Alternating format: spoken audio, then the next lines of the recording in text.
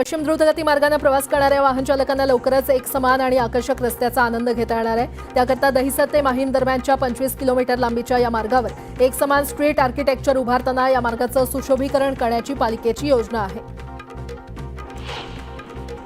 मुंबई शहरातील महत्त्वाकांक्षी coastal road 24 तास वाहतुकीसाठी खुला केल्यानं वाहनांची वर्दळ दुपटीने वाढलेली आहे। या रस्त्याच्या देखभालीसाठी पालिकेनं 5 वर्षांसाठी कंत्राटदाराची निवड केली असून त्याकरता एकूण 88 कोटी 43 लाख रुपये खर्च येणार आहे। रस्ते वाहतूक मंत्रालय राष्ट्रीय महामार्गावर प्रवास करणाऱ्या राज्य परिवहन महामंडळाच्या आणि खासगी बस ऑपरेटर्सना टोलमध्ये सवलत देण्यासाठी नवं धोरण आणण्याच्या तयारीत आहे, अशी माहिती केंद्रीय मंत्री नितीन गडकरी यांनी दिली आहे। मुंबईतील उपनगरीय रेल्वे मार्गापासून लांब पल्ल्याच्या गाड्या स्वतंत्र चालवण्याच्या दृष्टीनं MRVCनं पाऊल उचललेलं आहे। यासाठी नवीन मार्गिका उभारण्याचा आराखडा असून MUTP 3 आणि ब अंतर्गत 14,907 कोटींचा खर्च अपेक्षित आहे। त्यापैकी 7,453 कोटींच्या खर्चाला मंजुरी प्राप्त झाली आहे। मुंबई महापालिकेच्या 64 भूखंडांवरील झोपड्यांचा पुनर्विकास प्रशासनानं हाती घेतला असून 47 योजनांसाठी 86 विकासकांनी निविदा भरलेल्या आहेत। यातील 21 योजनांना अनेक विकासकांनी चांगला प्रतिसाद दिलाय। राज्यातील विविध ठिकाणी उद्योग, माहिती तंत्रज्ञान, अन्न प्रक्रिया उद्योग, गोदामं, डेटा सेंटर आणि लॉजिस्टिक हब प्रकल्प उभारण्यासाठी 1,08,000 कोटी रुपयांच्या गुंतवणुकीचा सामंजस्य करार करण्यात आलेला आहे। याद्वारे 47,000 व्यक्तींना रोजगार उपलब्ध होणार अशी ग्वाही मुख्यमंत्री फडणवीसांनी दिली आहे। कर्मचाऱ्यांची रिक्त पदं आणि उंदरांचा सुळसुळाट यामुळे चर्चेत आलेल्या विलेपार्लेच्या कूपर रुग्णालयातील सर्व सेवा पुढील 3 महिन्यात सुरळीत केल्या जाणार आहेत। मुंबई शहरातील आगीच्या एकूण घटनांपैकी 60% घटना या इलेक्ट्रिक वायरिंगमुळे घडत असल्याचं समोर आलेलं आहे। त्यामुळे फायर ऑडिटच्या धर्तीवर मुंबईत इलेक्ट्रिक ऑडिटही बंधनकारक करण्याचा प्रस्ताव तयार करण्याचा विचार पालिका प्रशासन करत आहे।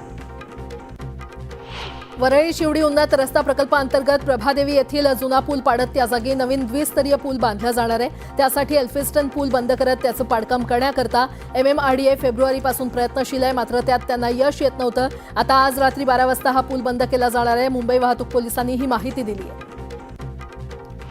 शिवडी वरळी उन्नत मार्गामधील एल्फिस्टन ब्रिज परिसरातील बाधित 2 इमारतींमधील रहिवाशांचं पुनर्वसन, त्याच परिसरातील म्हाडाच्या उपलब्ध सदनिकांमध्ये करण्याचा निर्णय सरकारनं घेतलेला आहे। उपमुख्यमंत्री एकनाथ शिंदे यांनी याबाबतच्या प्रस्तावाला मान्यता दिली आहे।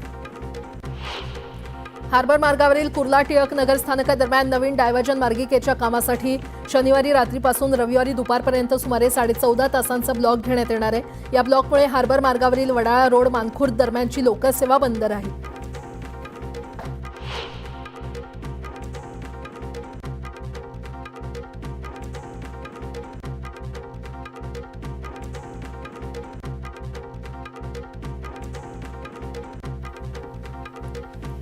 पुणे, पिंपरी चिंचवड आणि पुणे महानगर प्रदेश विकास प्राधिकरणासाठी म्हाडानं सोडत जाहीर केलेली आहे। त्यानुसार एकूण 6,168 घरं उपलब्ध होणार असून त्यासाठी येत्या 31 ऑक्टोबरपर्यंत ऑनलाईन पद्धतीनं अर्ज करता येणार आहे।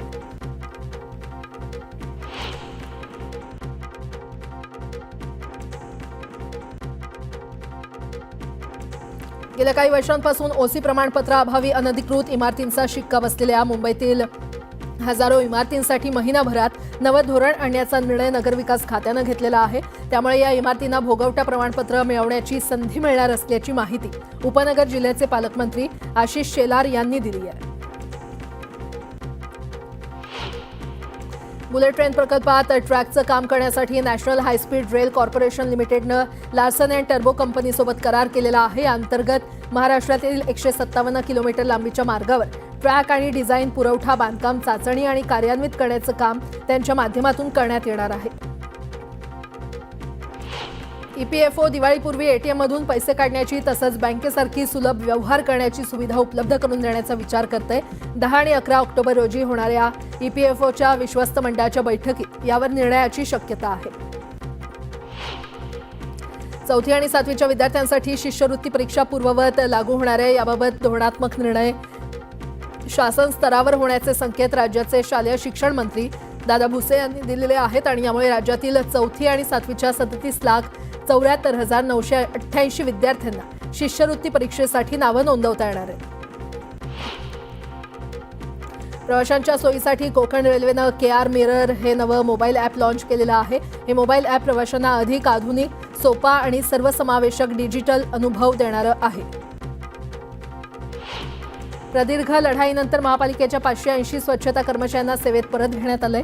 मात्र गेले 2 महिने त्यांचं वेतन रखडलेलं आहे. तसंच थकबाकी देखील दिली नाही. यावर पालिकेनं लवकरच वेतन आणि थकबाकी देण्याचं आश्वासन उच्च न्यायालयाला दिलेलं आहे. त्यानंतर न्यायालयानं प्रत्येक कामगाराला 50,000 रुपये भरपाई देण्याचे निर्देश महापालिकेला दिले.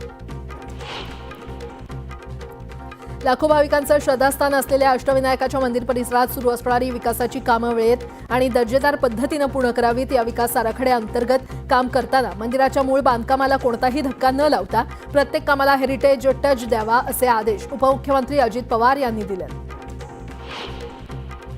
वर्धा जिल्ह्याला 2 दिवसांपासून पावसानं धोधो धुतलेला आहे. त्यामुळे नदी नाले दुथडी भरून वाहत आहेत. यशोदा नदीच्या पुलावरून पाणी वाहत असल्यानं वर्धा ते राळेगाव महामार्ग बंद झालाय. 6व्यांदा यशोदाला मोठा पूर आल्यानं शेकडो हेक्टरमधील उभं पीक पाण्याखाली गेलंय. त्यामुळे शेतकऱ्यांचं मोठं नुकसान झालंय. लहानग्यांपासून मोठ्यांपर्यंत हल्ली सर्वांनाच मोबाईलचं व्यसन लागल्याचं आपण पाहतोच. मात्र आता पक्ष्यांनाही मोबाईलचं व्यसन लागल्याचं पाहायला मिळतंय. गोंदियातील शिरपूरमध्ये एका पोपटाला चक्क मोबाईलचं व्यसन लागलंय. मोबाईलवर लावलेली गाणी कुणी बंद केल्यास अथवा फोन परत घेतल्यास या पोपट्याला राग अनावर होतो आणि तो त्यांना टोचा मारतो. एवढंच नाही तर फोन बंद केल्यास चोच लावून मोबाईल सुरू करण्याचाही तो प्रयत्न करतो. लोणावळ्यामध्ये हजारो पर्यटक पर्यटनासाठी येतात. मात्र तिथे मूलभूत सुविधांचा अभाव असल्यानं पर्यटकांसह स्थानिकांनी देखील नाराजी व्यक्त केलेली आहे. याचाच निषेध म्हणून स्थानिक महिलांनी लोणावळा नगर परिषदेच्या बाहेर थाळीनाद आंदोलन करत निषेध केला.